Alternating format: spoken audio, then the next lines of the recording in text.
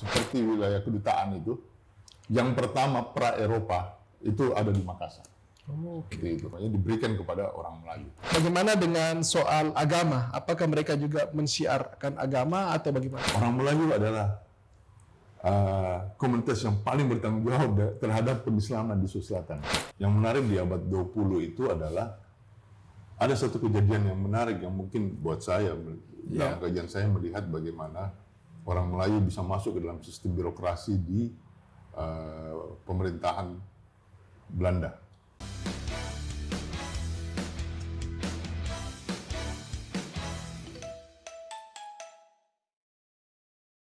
Halo sahabat Tuki, bertemu lagi dalam Speak Show. Hari ini saya bersama dengan Dr. Amrullah Amir. Beliau adalah dosen Fakultas Ilmu Bahasa di Universitas Hasanuddin. Beliau mengambil S3 di Malaysia, Universitas Kebangsaan Malaysia dari 2011. Dan saat ini kembali mengajar, dan yang menarik adalah yang kita akan bahas mengenai buku beliau yang berjudul Pedagang Melayu di Sulawesi Selatan, Identity dan Kuasa. Dalam buku ini, Pak Amrullah Amir bersama Nordin Husin menceritakan bahwa pada abad ke-16, pedagang dari Melayu datang ke Sulawesi Selatan berdagang rempah-rempah yang berasal dari Maluku. Dan mereka mendapatkan dari sini banyak juga hasil alam, dan mereka berdagang hingga penelitiannya sampai abad 20. Bagaimana sebenarnya cerita awalnya sehingga pedagang dari Malaysia datang ke Sulawesi Selatan? Mari kita diskusikan dengan Pak Uto, panggilan Pak Dr. Amrullah. Pak Uto, bagaimana kabarnya? Alhamdulillah. Sehat selalu? Ya. Sahabat Tuki, jangan lupa jaga kebugaran, sehat selalu, dan jangan lupa bahagia. Pak Uto, ini kalau kita lihat dalam buku ini ya, saya dengar habislah diborong di Malaysia, dan di Indonesia juga tidak terlalu banyak yang beredar sekarang karena mungkin perlu terbitan kedua ini. Pak Uto, ini bagaimana awalnya ceritanya ya, awal cerita pedagang-pedagang dari Malaysia datang ke Sulawesi Selatan. Silakan Pak. Oke, terima kasih. Sahabat IOK, semoga semuanya diberi kesehatan dan kebahagiaan. Amin, amin, amin. Mengenai buku saya ini, dia terbit tahun 2015. 2015 ya. 2015, dan melalui beberapa tahun riset tentang masyarakat Melayu Sulawesi Selatan, karena menurut saya kajian tentang orang-orang Bugis Makassar di dunia Melayu itu sangat banyak. Iya, betul. Sementara kajian tentang orang Melayu di Sulawesi Selatan itu sebenarnya kalau mau dilihat bisa dihitung jari. Oke. Ada satu tulisan dari peneliti Australia, itu satu artikel jurnal, satu dari Amerika, itu Pak William Cummings, dan setelah itu tidak banyak lagi. Oke. Dan itu menantang saya untuk meneliti hal tersebut.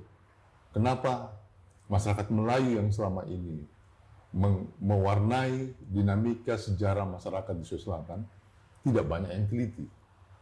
Apakah masalah sumber? Ternyata sumbernya banyak. Dari Lontara ada, sumber Portugis banyak, sumber Belanda banyak, sumber lokal juga banyak. Yang menuliskan soal itu ya? Hal tersebut. Iya. Lalu akhirnya bahkan ada satu senior saya bilang hanya orang gila yang mau teliti itu. Iya, seorang guru saya juga bilang. Iya. Saya bilang saya coba, dan alhamdulillah penelitian itu saya selesaikan hampir sampai setahun sih sebenarnya. Setahun penelitiannya ya? Oke. Dan saya tidak gila ya. Iya. Jadi menjawab pertanyaan tadi itu soal mengapa orang Melayu banyak datang ke Sulawesi Selatan. Kita melihat bagaimana dulu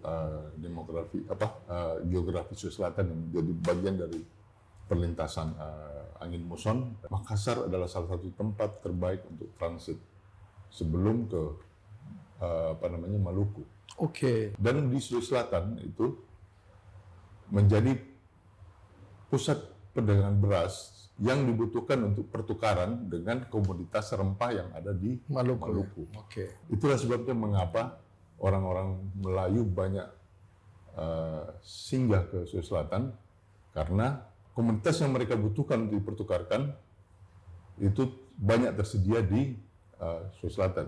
Dan juga yang paling penting adalah kebijakan politik dari raja sangat memberikan peluang kepada orang-orang yang datang dari mana saja untuk berdagang di Makassar dan juga bermukim. Raja-raja Goa itu sangat terbuka kepada pembaharuan, juga termasuk kepada para pedagang-pedagang yang datang.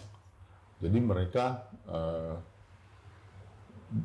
para pedagang ini jangankan orang Melayu, orang Belanda, orang Portugis, apa semua diberikan tempat untuk Yang sama, berdagang. Yang sama. Pedagang lainnya. Pedagang Melayu. Iya. Bahkan pedagang Melayu juga berhasil malah menjadi sah bandar di mana, di Goa. Iya. Itu namanya ada karena yang di Mangalekana. Nah, Mangalekana itu adalah pemukiman yang diberikan oleh Raja Goa kepada para pedagang Melayu. Situ. Kalau mau di spesifik lagi, Melayu ini dari mana aja nih, dari Melayu ini? Dia itu Raja ke-10 meminta kepada Raja Tuni Palangga bahwa izinkan orang Melayu mendapatkan tempatnya. Lalu Raja itu bertanya, orang Melayunya dari mana saja? Oke. Lalu dia jawab dari Patani, Minangkabau, dari Johor. Raja memberikan dengan beberapa syarat bahwa jangan melakukan hal yang dilarang di Goa, seperti membunuh atau apa semua. Oke. Lalu Nakoda juga meminta mohon aturan yang ada di Goa tidak dikenakan kepada mereka, seperti nirapung atau diganyang. Apa artinya itu? Artinya nirapung itu misalnya kalau ada kejahatan, harta mereka bisa diambil oleh raja, atau diganyang misalnya anak mereka jadikan bagian dari karena kesalahan salah satu sanak saudara mereka diambil untuk bekerja di istana. Jadi hal tersebut tidak berlaku bagi orang Melayu. Jadi boleh dikatakan wilayah seperti wilayah kedutaan itu yang pertama pra Eropa itu ada di Makassar. Itu. Dan itu berlaku juga diberikan kepada orang Melayu. Jadi orang-orang Melayu ini datang ke Sulawesi Selatan. Selain di Goa, di daerah mana lagi di Sulawesi Selatan ini mereka? Catatan yang paling lama saya dapat itu di Siang, sekitar 1500-an, Siang Pangkajene. Oke, Pangkajene. Catatan Portugis menyebutkan itu hampir 15.000-an orang 15.000 Melayu tinggal di sana. Oke. Ya. Lalu di wilayah Sandrobone, bahkan mereka 1.600 sudah membangun masjid di sana. Ada di Sandrobone itu, sekarang sudah berubah masjidnya. Lalu mereka setelah itu 1605 pengislaman, ada banyak yang tinggal di Goa, bahkan kadi-kadi apa semua itu dari orang Melayu. Guru-guru agama buat raja-raja itu orang-orang Melayu. Itu ada di Aturiolong atau kroniknya Goa. Lalu setelah Goa ditaklukkan oleh VOC sekitar 70-an, Spelman mengundang kembali orang Melayu, karena orang Melayu ini selama ini pendukungnya Goa. Tapi setelah kalah, orang Melayu tersebar ke sana kemari dan mematikan perdagangan di Makassar. Lalu Spelman setelah mendirikan kantornya di Rotterdam, dia mencoba mengundang kembali orang-orang Melayu untuk membangun kembali perdagangan, dan beberapa berhasil kembali juga, dan ditaruh di wilayah ujung tanah. Namun di wilayah ujung tanah itu sering berselisih sama orang Bugis. Orang Bugis kan pendukung VOC saat itu. Oke. Orangnya Rupalaka. Iya. Sering berselisih dengan orang Melayu. Oke. Akhirnya diputuskanlah bahwa dikasihlah di wilayah utaranya Vlaardingen, di wilayah utaranya Benteng Rotterdam sana, Iya. Kampung Melayu sekarang yang di Jalan Sulawesi itu, Iya. itu hutan dulu, namanya hutan Bulekang, itu ditebas dan dijadikan pemukiman bagi orang-orang Melayu. Oke. Nah, itu di Makassar. Lalu kemudian ada juga di 1600-an juga di Pancana baru. Baru ya. Nah, itu ada kapal dari Johor, membawa Putri Johor, lalu mereka menetap di sana, lalu salah seorang raja itu menjadikan dia salah satu istrinya dan memberikan tempat buat orang-orang Melayu di sana. Nah, dan inilah kampungnya Coli Puji. Oke. Ya, situ. Pancana. Ya, lalu di mana lagi? Ya mungkin. Iya. Apakah dalam perdagangan itu mereka menetap dan kawin-mawin di sana di daerah-daerah yang ditinggali? Iya, mereka juga melakukan perkawinan. Ada turunan-turunan. Ada turunannya Oke. mereka. Jadi inilah yang menurut senior kita Pak Mulispa ini, Oke. dia menciptakan manusia baru, percampuran Melayu Makassar. Oke. Ya itulah. Jadi misalnya ada namanya Pandautia itu pedagang dari Melaka kawin dengan anak Kareng Agajekne yang dari dari daerah Sanrobone sana. Sanrobone ya. Pertanyaannya adalah mengapa bisa kelas pedagang bisa menikah dengan anak Kareng? Anak Itu raja. persoalan besar juga di Iya, Sulawesi Selatan. Ternyata kita di Sulawesi Selatan itu sangat terbuka dengan banyak hal. Oke. Selain dengan kebangsawanan, kita juga mengenal masyarakat ya Tubaji, Tubarani, Tusugi, apa semua yang dengan prestasi tertentu bisa masuk ke dalam golongan tersebut. Dia bisa mengawini. Iya. Terbuka ya. Sulawesi Selatan sangat terbuka. Iya. Itu yang membuat bahwa ternyata sejarah Sulawesi Selatan itu sangat dinamis. Iya. Dan menerima banyak juga pengaruh dari luar. Termasuk dari Malaysia. Masuk dari dunia Melayu, Indonesia. Ada tidak yang para pedagang ini akhirnya masuk ke pemerintahan pada saat itu? Ada. Itu Karema Nyambean, Iya. itu berhasil menjadi Tumai Lalang, Tumai Lalang itu apa itu? Menteri Urusan Dalam Negeri di Goa. Oh, justru bukan urusan luar negeri, malah dalam negeri ya? Dalam negeri. Bagaimana bisa ceritanya itu? Karena dia, karena kemampuan mereka, Iya. akhirnya mereka, kemampuan dagang, pengetahuan, dan apa semua, membuat mereka bisa masuk ke dalam sistem. Oke. Bahkan yang menarik adalah Wetendi Ole yang keturunan Bugis Melayu bisa jadi raja di Tanete. Di Tanete? Oh, jadi raja. Keturunan Melayu. Datuknya itu Inci alias Dullah, salah satu itu sah bandar yang paling kaya di Makassar, mengawinkan anaknya dengan keluarga Tanete dan akhirnya cicitnya itu bisa menjadi raja di Tanete. Oke. Nah ini kedatangan para pedagang dari Melayu selain berdagang juga kawin-mawin dan masuk ke pemerintahan. Bagaimana dengan soal agama? Apakah mereka juga mensiarkan agama atau bagaimana? Orang Melayu adalah komunitas yang paling bertanggung jawab terhadap pengislaman di Sulawesi Selatan. Oke, bagaimana ceritanya tuh? Jadi 1.600 saja itu sudah banyak orang-orang Melayu yang datang dan kawin-mawin, termasuk di Sanrobone, mereka sudah membangun masjid di sana.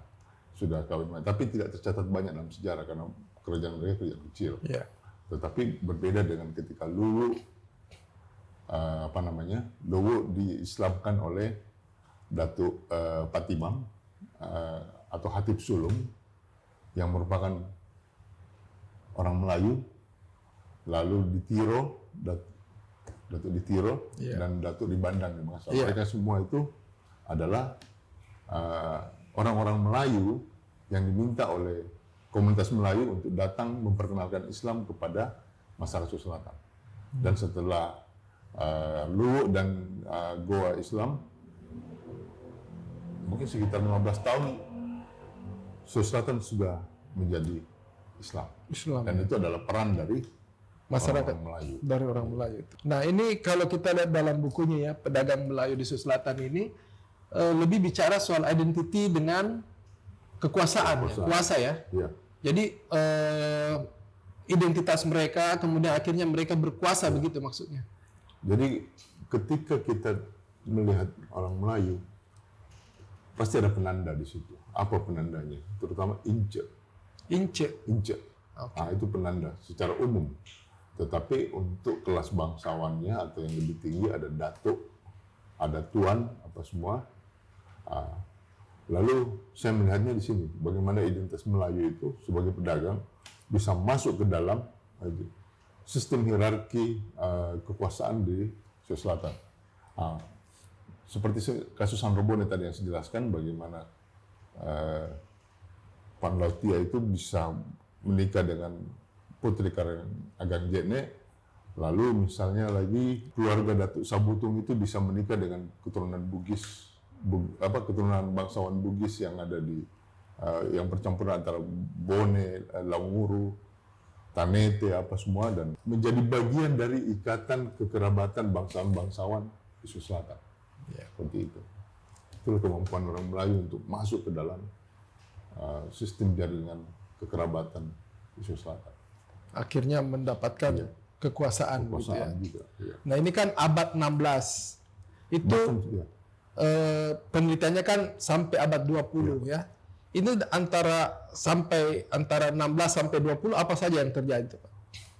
Yang menarik di abad 20 itu adalah ada satu kejadian yang menarik yang mungkin buat saya dalam kajian saya melihat bagaimana orang Melayu bisa masuk ke dalam sistem birokrasi di pemerintahan Belanda. Jadi 1879 itu terjadi kebakaran besar di Kampung Melayu, menghanguskan hampir semua rumah di sana, sehingga modal untuk berdagang habis. Orang Melayu ini? Orang Melayu habis. Lalu pada saat itu juga bersamaan sebenarnya komoditas di sepanjang pesisir itu sudah mulai berkurang juga. Akhirnya banyak anak-anak Melayu itu mulai bersekolah, dan itu terbuka saat itu karena Mates membuka sekolah buat anak-anak raja dan juga anak kalangan menengah ke atas itu untuk masuk menjadi bagian dari birokrasi kolonial, dan banyak anak-anak Melayu itu yang memilih bersekolah. Lalu mereka itu menjadi guru. Setelah tamat, banyak yang menjadi guru, menjadi jaksa, menjadi hakim, juru tulis, apa semua, dan masuk ke dalam sistem birokrasi kolonial Sulawesi Selatan. Nah, kalau kita lihat ini kan sekarang ini, Pak Dr. Uto, mereka dulu yang punya turunan dari Melayu itu sekarang lebih banyak di mana mereka? Ada banyak di pemerintahan. Ada banyak tokoh-tokoh keturunan Melayu yang menjadi bagian dari penting dalam masyarakat Sulawesi Selatan. Misalnya Pak Sarja Sendikbo, keturunan Melayu, Pak Mulis Paeni, mantan dirjen, apa semua. Ada berapa lagi? Masih ada dari turunan Melayu semua. Dan mereka sudah masuk ke pemerintahan. Tapi seperti sudah tidak ada sekat-sekat lagi ya, sudah menyatu betul dengan masyarakat kita. Itulah yang menariknya kajian tentang Melayu. Kadang kalau kita tidak melacak sejarahnya, kita kadang mengira adalah murni orang Sulawesi Selatan. Tapi kalau dilacak ternyata sejak abad 16 percampuran suku, ras, apa semua sudah berlangsung sejak lama. Dan makanya kalau kita bermain dengan politik identitas, saya bilang, sudahlah. Kita sudah dari dulu sudah bercampur. Apalagi Makassar. Sangat plural. Sangat plural. Jadi kadang saya biasa bilang, Saya hanya membayangkan kalau Makassar itu, katakan ulang tahunnya Makassar, Iya.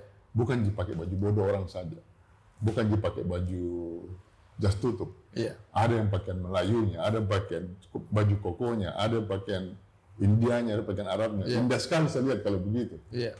Supaya kita memperlihatkan bahwa kota Makassar itu sebenarnya kota yang plural, Iya. bukan kota yang milik satu, Iya. dianggap milik satu Iya. etnis. Padahal suku Makassar dan kota Makassar adalah sesuatu yang berbeda. Iya. Seperti itu. Iya. Sahabat Tuki, apa yang disampaikan tadi oleh Dr. Uto, beliau selama beberapa tahun 2011 sampai 2012 berada di Malaysia, menceritakan tadi bagaimana sebenarnya dari awal pedagang dari Melayu datang ke Sulawesi Selatan dan akhirnya bisa masuk ke pemerintahan. Dan kalau kita lihat sekarang ini bahwa di Sulawesi Selatan ini banyak sekali yang keturunan Melayu tetapi sudah tidak ada sekat-sekat lagi, sudah seperti menyatu. Nah, menurut Pak Dr. Uto, kalau kita lihat sekarang ini, apakah masih perlu diperbincangkan lagi antara perbedaan bagaimana Melayu, Indonesia, dan lain-lain? Apalagi biasa sampai ada klaim-mengklaim seperti itu. Karena kalau kita lihat awalnya sudah menyatu ini. Secara sosiologis sebenarnya bisa menyatu, tetapi Iya. kan kalau secara ekonomis, pariwisata, apa semua, nah itu lagi jadi hal yang ini semua, karena egosentrisme itu yang menjadi ini, bahwa ketika kepentingan ekonomi sudah masuk, tentu klaim-klaim itu yang diperlukan, apalagi misalnya orang menyebutkan misalnya Reok, Ponorogo, Iya. diklaim juga oleh Malaysia. Iya. Nah, di sana juga ada orang Indonesia di sana. Indonesia di sana juga. Iya. Nah, sama begitu dulu semua. Iya. Iya. Lalu misalnya apalagi tempe, sama-sama di sana juga dapat tempe jadi juga apa semua. Dan mungkin klaim-klaim itulah yang menjadi persoalan. Iya. Akhirnya ribut, bertengkar apa semua di tataran tertentu. Tapi kalau tataran rakyatnya paling seperti masih ada yang lebih penting kita urusin. Iya, betul. Iya. Kembali ke soal buku tadi, Pak. Ini kan buku ini berasal dari disertasi dulu ya, dari disertasi menjadi buku. Bisa menceritakan bagaimana dulu mulai penelitian soal pedagang Melayu di Sulawesi Selatan ini? Saya ambil ketika saya baru pulang dari Gajah Mada, baru balik ke Makassar untuk Iya. kembali mengajar. Tiba-tiba ada tawaran beasiswa itu. Oke. Dan disampaikan oleh teman bahwa tema yang disukai di sana adalah tema yang berkaitan dengan Melayu. Melayu. Ya. Saya tiba-tiba berpikir, saya coba saja tentang orang Melayu, dan belum ada datanya. Iya. Saya cuma kirimkan proposal di sana kepada profesornya. Saya diundang, lalu dapat letter of acceptance-nya di sana, dan oke. Setelah oke, sebenarnya saya agak bingung juga. Data belum ada. Oke. Saya sebenarnya hanya berpikir bahwa akan sekolah lagi, lanjut langsung Ke Malaysia ya. langsung sekolah. Kebetulan masih panas-panasnya dan masih semangat-semangatnya, saya lanjut lagi. Dan Dari S2 UGM ini ya. ya, baru selesai, mungkin baru 6 bulan itu saya, ya nggak sampai setahun saya langsung pergi lagi. Iya. Jadi ya, alhamdulillah data itu setelah saya bongkar apa semua, dan ternyata sangat banyak, walaupun secara berai, dan mungkin Tuhan juga mendukung. Akhirnya data itu bisa terbuka semua, dan saya sendiri ketika selesai itu pun kaget juga. Profesor saya juga kaget. Sebenarnya proposal saya itu hanya mulai tahun 1800 sampai 42. Tapi ketika selesai dikerjakan, kita berdua baru nyadar bahwa ini kita membahas dari 1600. 1600. Lalu dirubahlah semuanya, dan alhamdulillah selesai. Dan langsung minta setelah selesai itu orang sana minta diterbitkan. Ya, tapi saya juga pikir harusnya diterbitkan di sini. Karena ternyata banyak teman-teman yang minta, saya agak kerepotan karena kemarin pas mau ke sana pandemi. Oke. Nah, ini sekarang mau ada kesibukan yang lain, tapi saya berharap ada kesempatan untuk ke sana untuk mengambil bukunya, karena katanya kalau penulisnya sendiri dapat diskon. Oke. Karena Ini penelitiannya ada setahun ini Pak. Di mana saja penelitiannya nih? sebenarnya saya lebih banyak kajian arsip, Oke. dokumen Dokumen. semua. Oke. Dokumen dan arsip itu, dan saya sangat terbantu oleh banyak teman-teman yang mendukung juga, dan profesor saya juga sangat mendukung. Bahkan beberapa peneliti dari luar itu, termasuk Ibu Heather Sutherland yang dari guru saya juga membantu sangat banyak, dan Iya. alhamdulillah buku ini bisa selesai. Iya. Dan ini setelah terbit di Malaysia, bagaimana tanggapan di masyarakat di sana membaca buku ini? Semua- Kabarnya habis. Saya dengar seperti itu. Iya, iya. Habis itu banyak termasuk kabar dari teman-teman itu cukup banyak peminatnya semua, dan dianggap sebagai satu kajian yang yang lengkap tentang orang Melayu Sulawesi Selatan. Ya, karena selama ini belum ada yang lakukan hal tersebut. Iya, iya. Oke. Terima kasih Pak Dr. Uto. Sahabat Tuki, sesi pertama bersama Dr. Uto kita cukupkan karena waktunya sudah cukup, dan kita akan ketemu pada sesi kedua. Terima kasih, sahabat Tuki.